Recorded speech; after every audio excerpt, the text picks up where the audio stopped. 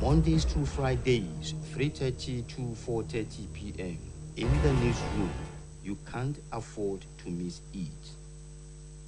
Towards the success of the July 16th governorship election in Osun State, the Independent National Electoral Commission, INEC, has commenced mock accreditation of prospective voters in the state with the newly introduced bimodal voters accreditation system, BVAS. The exercise, which is less than 5 minutes per voter, saw the electorate submit voters' card for authentication while their fingerprint and face were captured. The chairman of the commission, Professor Mahmoud Yakub, who monitored the exercise in Osun Central and Osun West Senatorial District in some selected polling centers in Oshogbo, Ebedore, Boripe, and Ede South local governments, expressed satisfaction with the functionality and effectiveness of the system and assured the people of the commission's readiness to conduct credible, free and fair election on July 16th. So we are happy with that as well. In all the local governments we visited so far, there's no failure in all the locations where we observed the mock accreditation exercise. So my overall assessment so far is positive and we're very happy. But it's still about 2 weeks to the election and we are not resting until we are assured that we are absolutely ready for the election. Professor Mahmoud Yakub also paid a visit to Laro Grammar School, where National Youth Corps members were having their trainings on election procedures, as they will also be involved during the election. He advised the corps members to be patriotic in the discharge of their duty on election day. That without the corps members, INEC cannot conduct successful elections in Nigeria. We have visited where they are being trained. The enthusiasm is very good. And what I see in them is a spirit that intends not only to march, but to beat the successful conduct of the Ekiti governorship election and going forward to the 2023 to make it our best election. I'm happy with the morale and the spirit of the corps members. At some of the local governments visited, intending voters were observed to be collecting their voters' cards orderly in preparation to carry out their civic rights in the forthcoming gubernatorial election in the state of. Yes, you are welcome. The program is in the newsroom. We just felt we should come in that way today. It is not always the case that you follow the same path every day, every day. My name is Abiodun Alele. We have prepared as usual to take you through another 3 topical issues. The first one, as you have watched just a few seconds ago, the Independent National Electoral Commission, INEC, is saying the records it intends to achieve in next week's Saturday's governorship election in Osun State will beat that of Ekiti good records. Well, we'll discuss that on this program. Then just yesterday we learned that terrorists, some people call them gunmen, attacked President Muhammadu Buhari's advanced team convoy near the Sima, Katsina State, wounding 2 officials. We learned that 2 members of that convoy sustained injuries, according to Senior Special Assistant to the President, Gabashiru. And lastly, the Nigerian Customs Service, the WATU, has impounded 77 trailers of imported rice, India hen, tramadol, and other contraband goods with duty paid value of 7.1 billion naira. Yes, my name is Abiodun Olale and my colleagues are in the house. We are sorry we are starting behind schedule. One of those things if you ask me. Let me welcome Latif Abola. Thank you, Javi, for having me here. It's my pleasure always. And the man that is giving us the job to do is also in the newsroom today. There is a familiar face and a familiar name. Good afternoon, viewers, and it's a pleasure to be in this. Let's start from, and I'll start with you, Daolani. We have seen INEC. It appears as if the national headquarters of INEC is right now in Osun State. I mean, where you have the national chairman, you have many commissioners, SC to the chairman, press secretary to this, all technical teams. So, and INEC is saying they have prepared for Osun election. With what you have seen as a journalist, how will you rate the preparation so far? Well, good afternoon once again. Give it to INEC. Honestly, the level of preparation so far must be commended.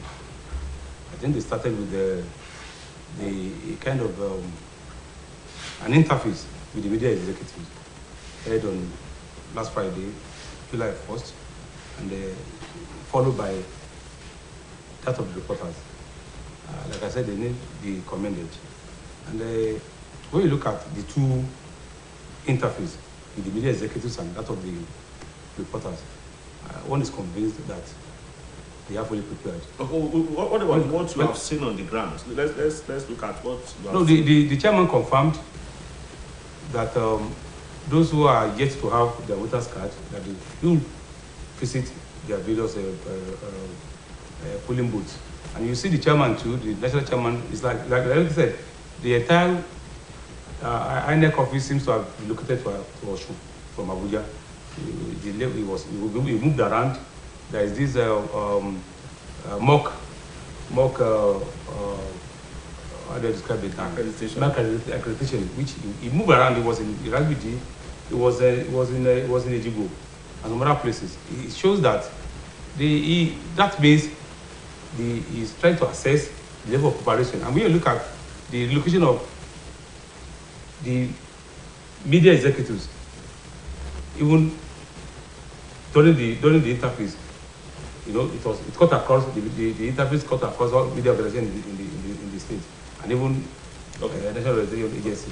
You will not be very well assured.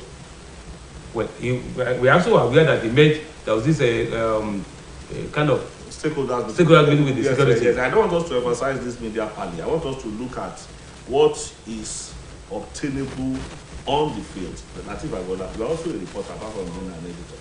Well, one thing is that, as Dayo said earlier, INEC is doing the right thing at the right time, but there are areas I would like to advise INEC to look into.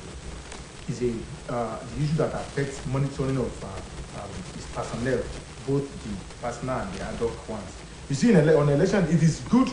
In most elections, you see INEC prepared, but on election day, the reality will dawn on them.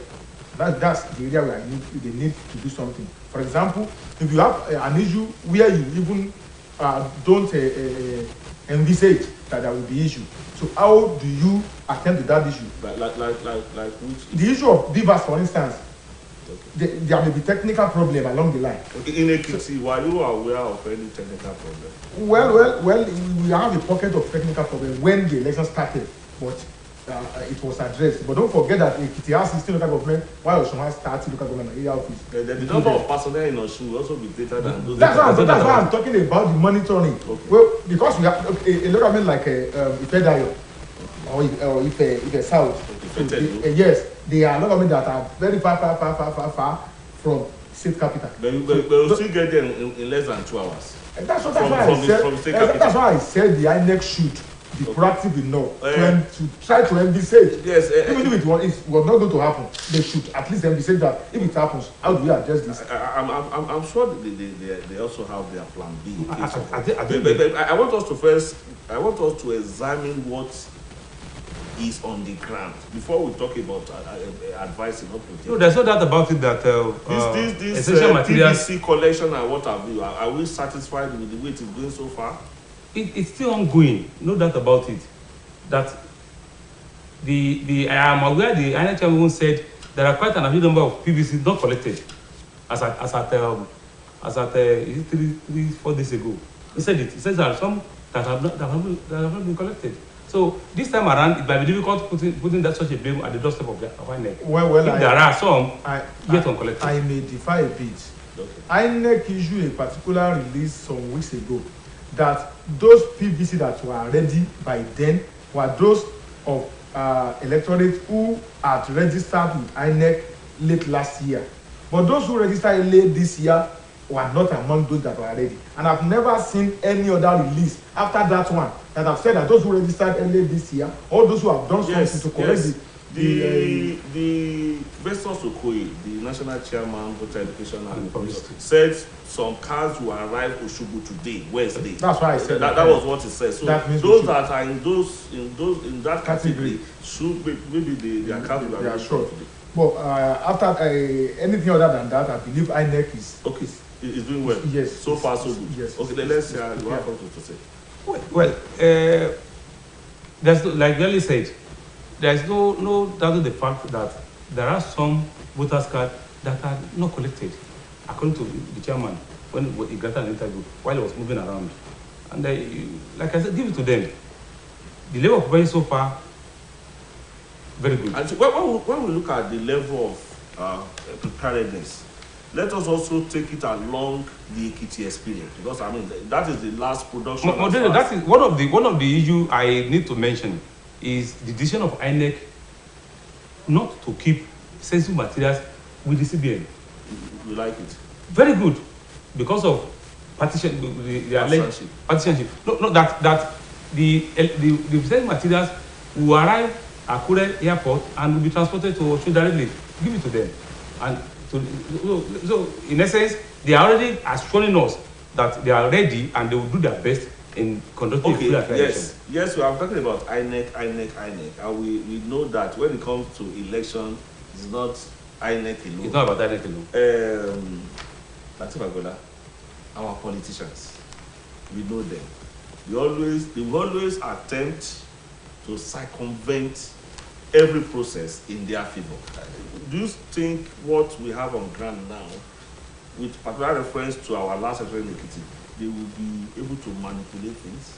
Yes, because every political party that participated, especially the major ones that took part in the Ekiti election, was able to manipulate the system as strong as it was. Now, what I said yes is that you see the issue of vote buying. Either INEC or security agency or whatever, they have never been able to curb vote buying. They are only trying to ensure that it doesn't happen at the polling units. But let me tell you, we are all Nigerians. Even if you want to give me something as we are in the studio, it is not compulsory you give me as people are watching us. You can give me when we get out of the studio. You might have even given me before you came here. That's the main thing. And the other time during the meeting, whose fault is that? It's neither here nor there. Politicians, as we said, they have a way of manipulating the system. Since the bill verse is non-manipulable, allow me to use that word, they shifted to vote buying, and it is easy for them to monitor their would-be victim. Let me use the word: the electorate or the voter who is ready to sell his vote, his or her vote. Exactly.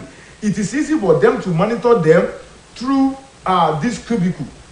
You know, we need to go to cubicle to thumbprint, but that cubicle is not high enough to cover a party agent from monitoring these people. Because I learned from some of our colleagues yes, we who monitor the election because of our time. What do you think can be done to reduce? I even told Festus Okoye during the meeting that I mentioned the other time that they need to repackage. It may not work for Osun election anyway because the time is short. They need to repackage that cubicle. That will make it impossible for anybody to know who I vote for if I enter the cubicle. Even if you give me your money. Well, this is part of what we are doing. And not to the politicians alone, even to the voters.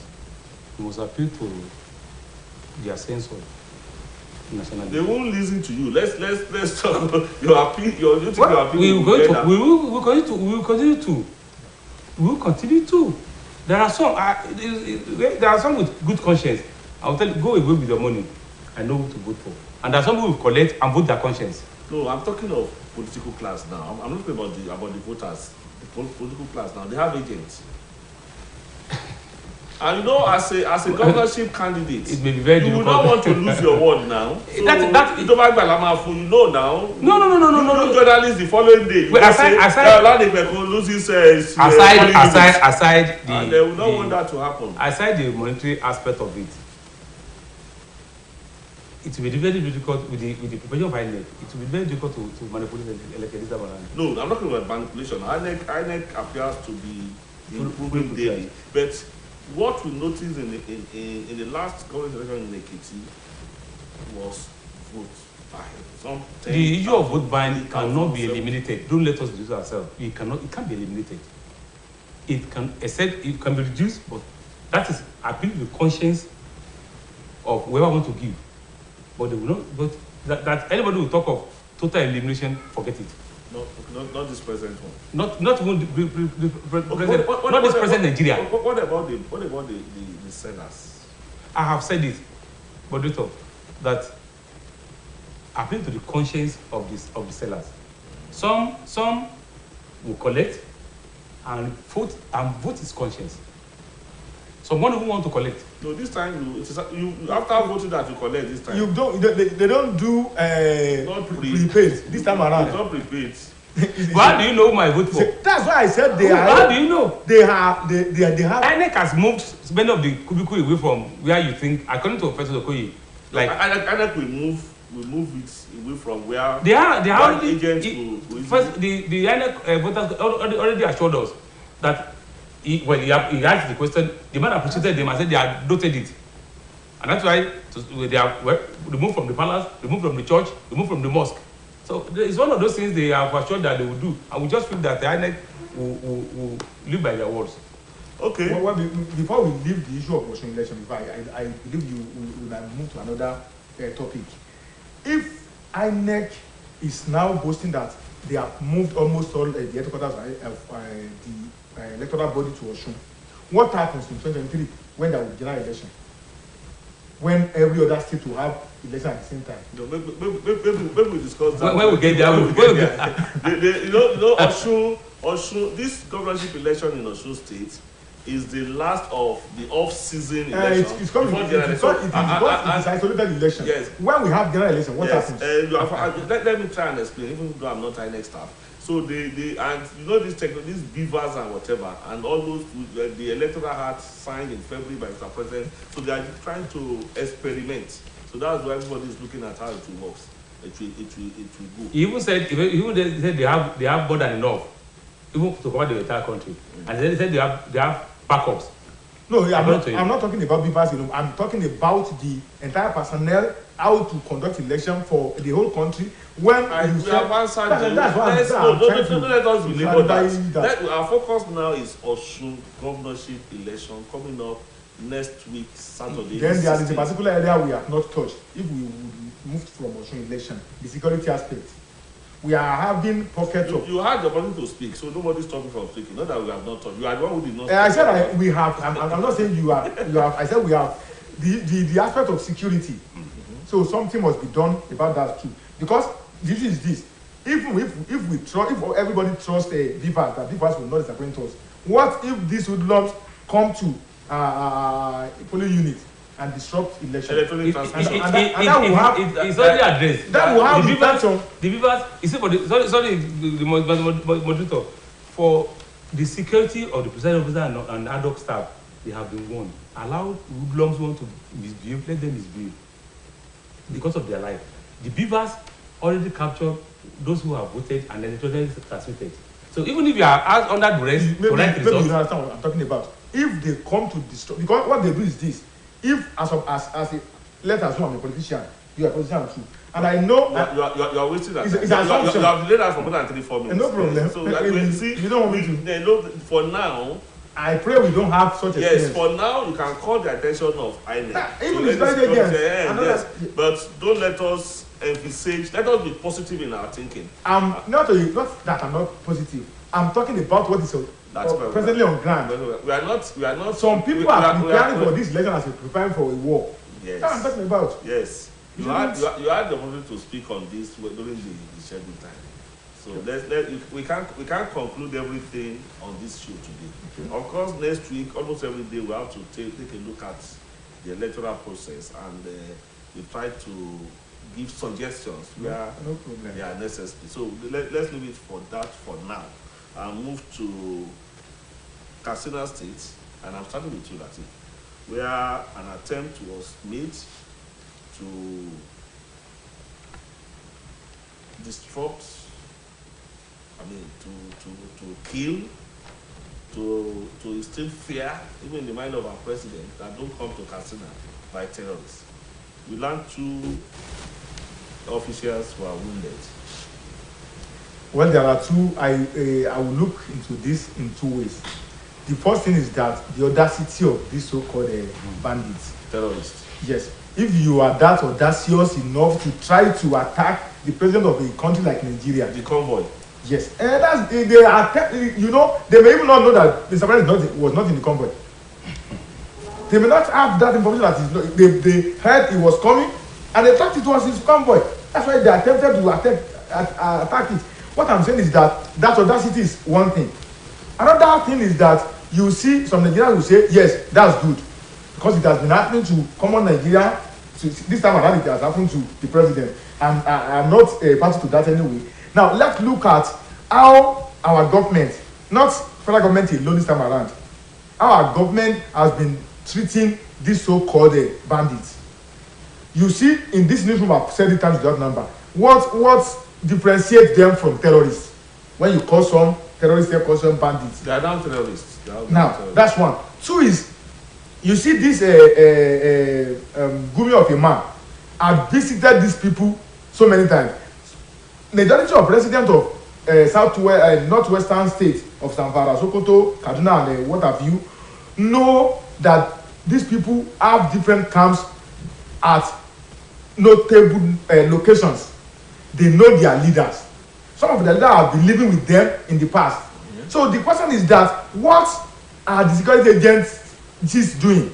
The Nigerian Army, the Nigerian Air Force, the Nigerian Police Force, the DSS, and even Gumi claimed that whenever he visited these people in their camps, he had the security backup. Okay. Your question, I don't know who will answer it here, but you talk about the audacity. You also said the might be convinced that Mr. President was even in that convoy, and that even if they don't know, that the fact that they had the courage to attack the convoy of Mr. President is as if they have attacked Mr. President himself. And take this along, that is the home state of Mr. President. They are only telling Mr. President that he's not safe. And it's a declaration of war. Where is the intelligence gathering of this country? Somebody, don't forget that there's no local government where there's no a of GSS. So what are we talking about? What are we saying? Like Irani said, the government of Katsina has said it times on number that the security agency know where these people are. So what is stopping them being attacked? So if they know where they are, Mr. President will want to leave them, even when his life is at stake. Mr. Moderator, not 1, 2, 3 governors are convinced that the security agency know where they are. Masari said the governor of Katsina said it. Kaduna also said it. Kaduna also said it.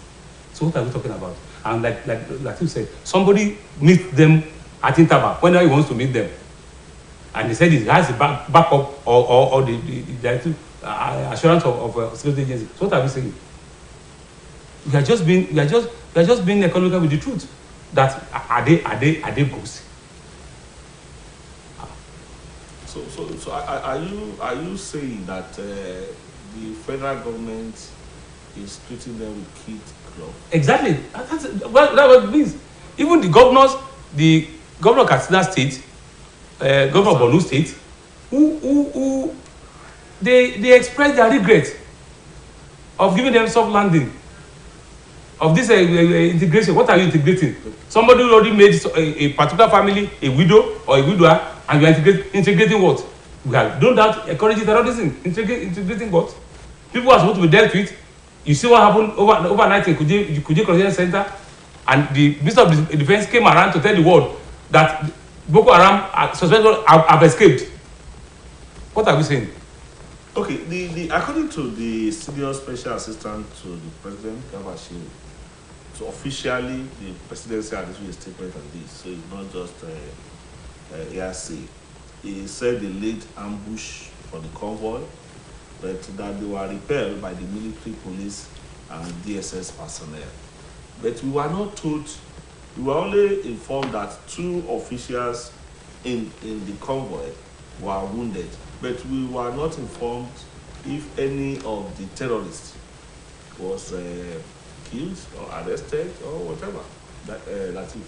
Honestly, one thing that is killing this government, let me use that word, is unnecessary propaganda. When you come out and tell the world the truth, Yoruba people will say, "Owotoman dunia kiti bono aso." So when you are trying to be on top of situation all the time, there's never a time you agree that these people are defeated us, quote unquote. You all the time. Or they are having upper hand. Upper hand. That's why you just quote unquote. Because when we say someone, we are trying to play with words. So it's like a continuous seasonal war between Nigerian government and this bastard. Now, what I'm saying is that if that thing that you see at times, this spokesperson of the military will just issue a release. Even I'm not talking about president this time around. They will say they escape with bullet wound. How did they know that they have bullet wound when they are escaping? And how someone who has been wounded, why not try to catch up with him? So those are the things we need to look at. Some people are eating fat on this anti-terrorist war. No doubt about that. And are those people powerful than the government? There are people who are powerful than the government. Because you will recall that when Jonathan was in government, he said Boko Haram had infiltrated my government. He even agreed. But I've always said this: whenever you are in government, you have to serve the people. But if you are unable to serve the people, then why not throw in the towel? Why not doing the honorary thing? So that's the point we are having. You see, I see something now. I see the game of 2023 election. Whether you take it or you leave it.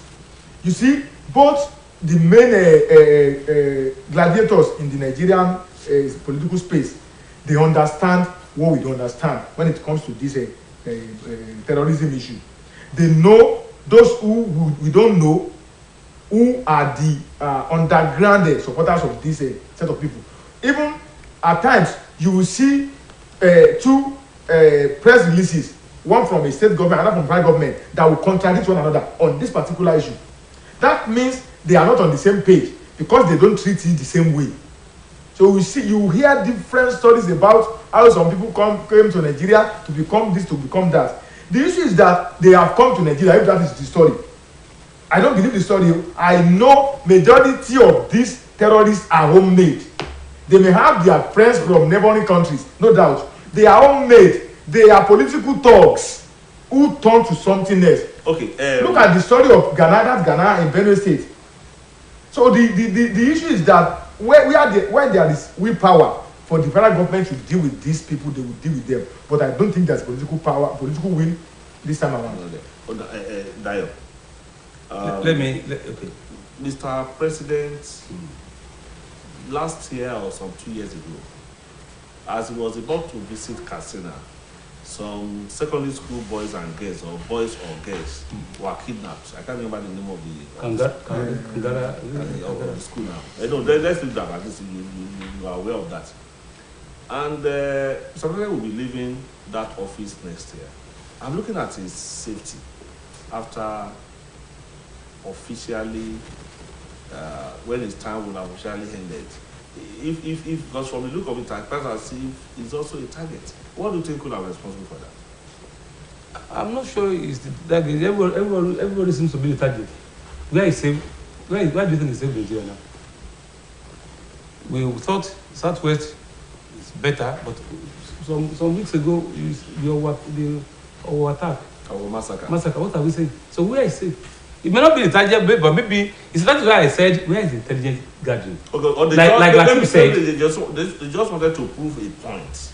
I just said that they are around, that Mr. President, we can also attack you. That's what they are saying indirectly. And it means it is a declaration of war on the presidency, whatever anybody will say. Then if I may add to what has just said, when Buhari is no more in power, he may no more be their target. Terrorists will always want to embarrass the government.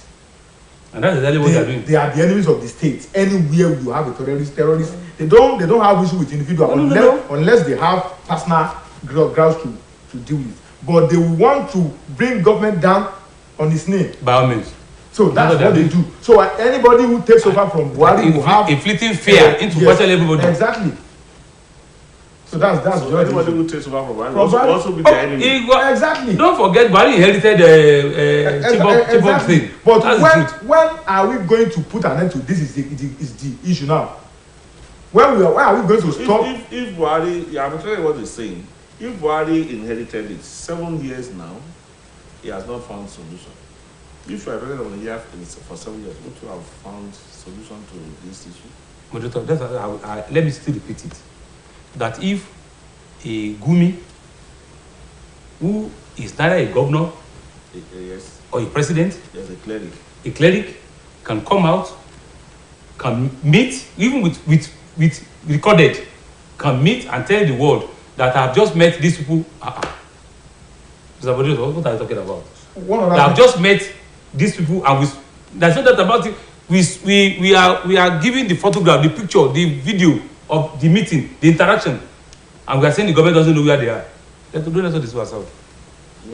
Yeah, one other thing is the issue of motivation and the weapon equipment being given our military. Because at times you see that these people are ready to do the job, but it's a matter of if you give me Sakabula and these people are coming with AK-47 or AK-49 and you want me to wait for them. They're gone. You want me to wait for them. That may not be easy. There are also issues another issue is the issue of motivation. Yes, if I'm working to save people's life and the payback is not. Are they complaining that they are not motivated? If they do, they'll be arrested. They'll be tried in jail. The incidents of bad days. Yeah, that's where I'm telling you. We have some of them that are also on the. Yes. Who are in touch with these bandits and tell them and give them information? They are coming. This is where they will pass through. Then don't forget they are living around 4 p.m. Another area we need to look when we're talking about terrorism is that the issue of judiciary too. If military officer, if security operatives use 10 years to go after a criminal and get it, it doesn't take a court 2 minutes to release the criminal. Maybe we will not blame the court per se, we may blame the law. Because the judge will also say this section of the law allows him or her to do what he does. But the fact remains that our judiciary needs to do more job on this because all these people. Are you aware of those that were trained and released within few seconds by any court? Well, we are all Nigerians. Let me give you the Taraba experience. This there's a particular guy in Taraba, a politician who connived. You mentioned his name. Yes. So what happened? What have we heard anything again? With a connived with a military officer then. Okay. Another headless topic. We are not praying that terrorists will attack the convoy of our president again. Amen. But with the way things are in Nigeria, we are not sure we have seen the end or last of such attacks. No, the question is who's best? Who's best? Well, we don't pray it should be anybody. We are praying.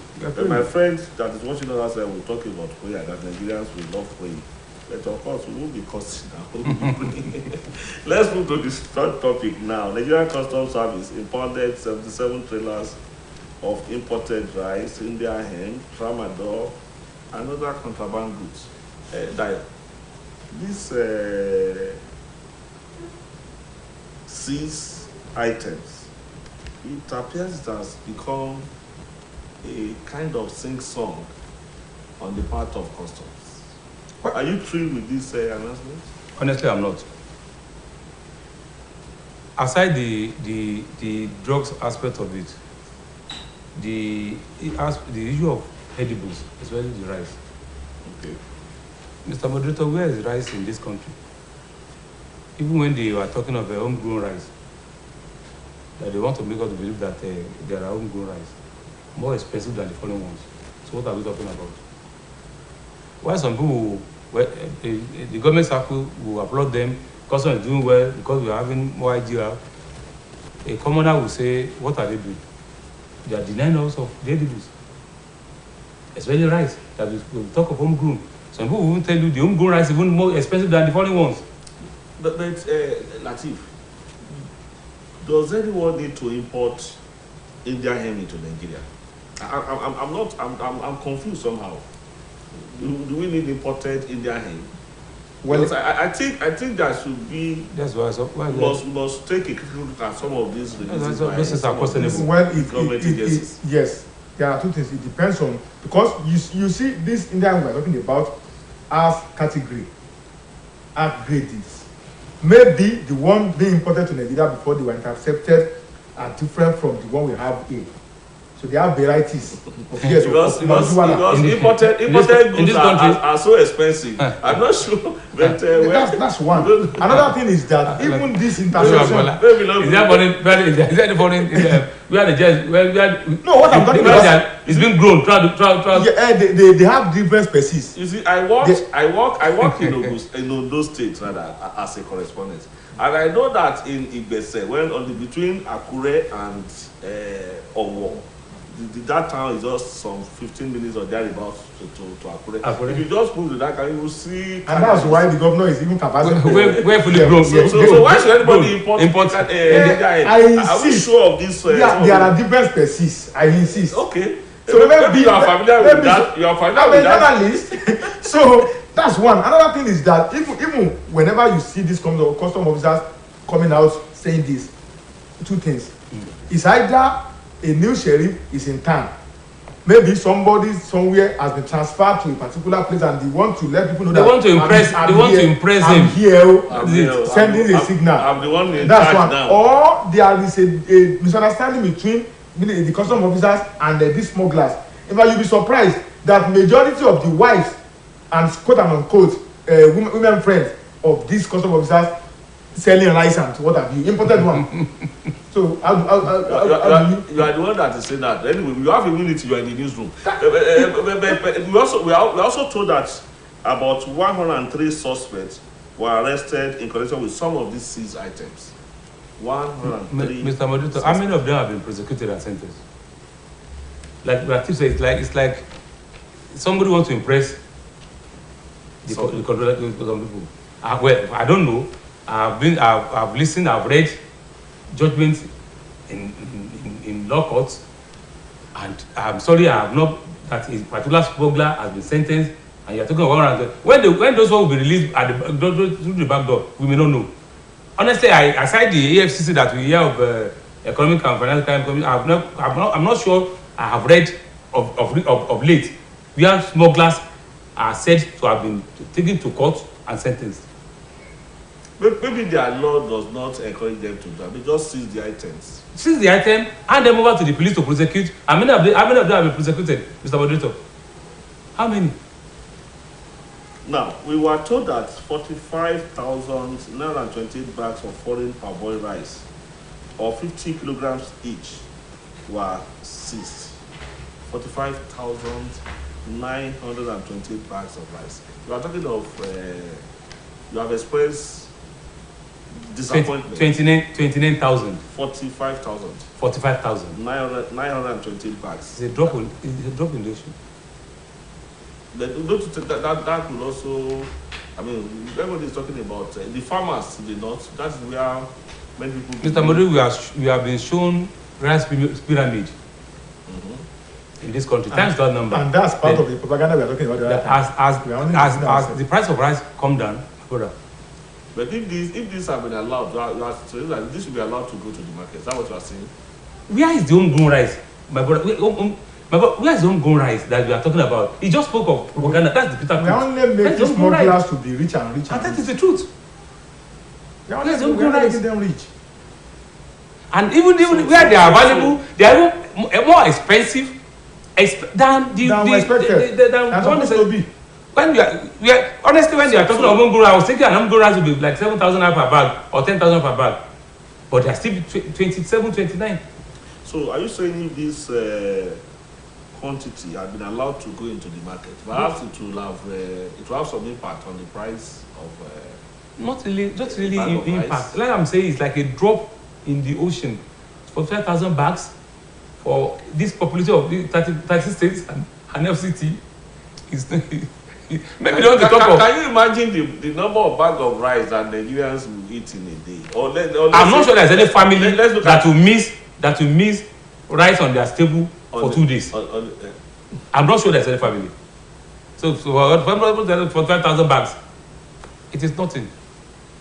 Now, they also said they impounded 265,230 liters of PMS. Is anybody also importing PMS to Nigeria? I talked about propaganda the other time. What I see in the Nigerian security system is media prosecution. You recall shortly after Ahmed Ali took over the Nigerian custom, he paraded some thousands of military camouflage and pump action machine gun. Then nobody can tell us where are all these things. Some amount of money were intercepted at the airport. So then the Ikoyi too. So where? And yes, Osborne. Where are all these today? I see it's a kind of media prosecution in order to show that we are working. I've just said it. But How many smugglers have been engaged?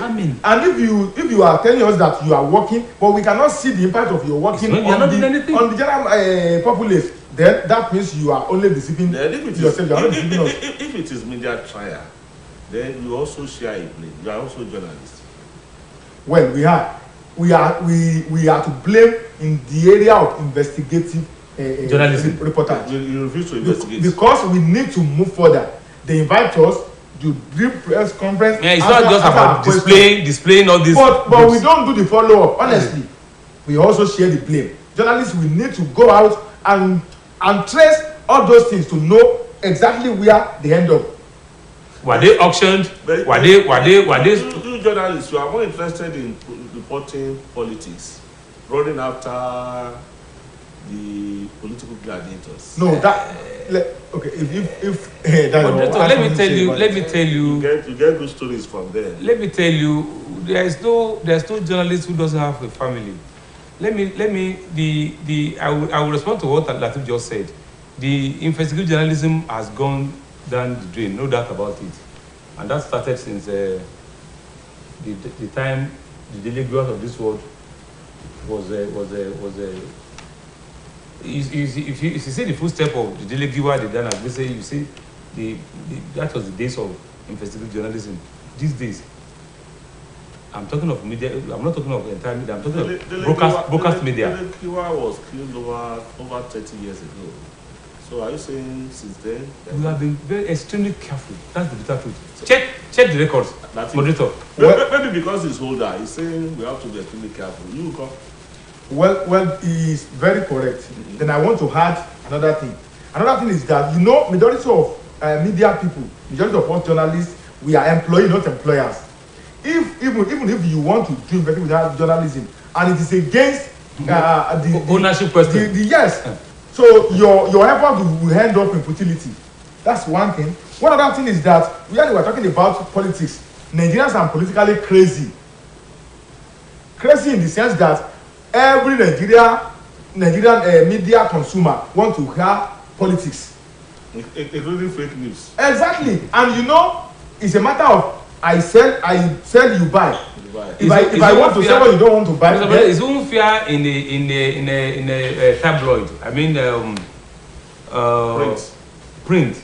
In the broadcast media, there's extent you can embark on. That's what I'm saying. Even in the print media, BBC is doing very journalism. BBC won't go against ownership. Because you're talking about broadcast. It's a matter of ownership. Okay. Ownership. Well, another headless topic. I'm happy we also take a look at our own profession ourselves on this section of this program. We know where challenges are, and we also wish to do more. But they have talked about the challenges. That's how far we're able to go. Let me appreciate Latif Agbola. Thank you, Harry. I'm always comfortable being in the newsroom. We're always happy to be in the newsroom. That's our second home. Just using custom words, I smuggled them into the newsroom. Well, the program will be back tomorrow. My name is Abiodun Oladele. We'll see you some other time. Bye-bye.